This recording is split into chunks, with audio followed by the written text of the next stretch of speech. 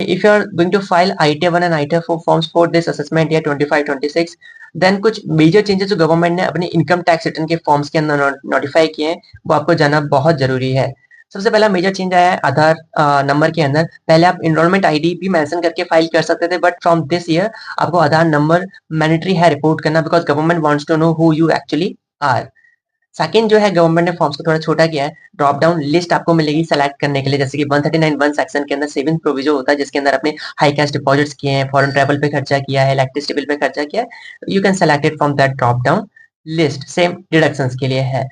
Third major change आया है long term capital gains के अंदर। इससे पहले लॉन्ग टर्म कैपिटल गेन्स जो है आईटेर 2 या आईटेर 3 फॉर्म्स में आप रिपोर्ट कर सकते थे, बट फ्रॉम दिस ईयर आईटेर 1 और आईटेर 4 फॉर्म्स में भी आप long term capital gains report कर सकते हो, बट इसके अंदर लिमिट दी हुई है, इट इज 1.25 लाख रुपीज, और ये है अंडर सेक्शन 112A के अंदर।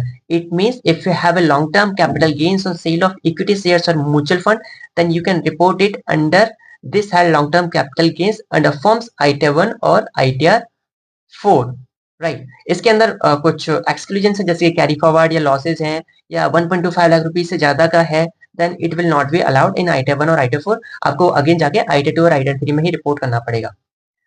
एक एटीजीजी जो आपका डिडक्शंस वाला जो कॉलम होता है ना, उसके अंदर भी चेंज आया है। अभी पहले क्या था, हम रैंडमली जाके अमाउंट उसके अंदर डाल देते थे, लाइक 60,000 रुपए का मैंने रेंट जो है पे किया है, बट फ्रॉम दिस ईयर ना आपको 10 BA जो फॉर्म है वो फाइल करना मैंडेटरी है।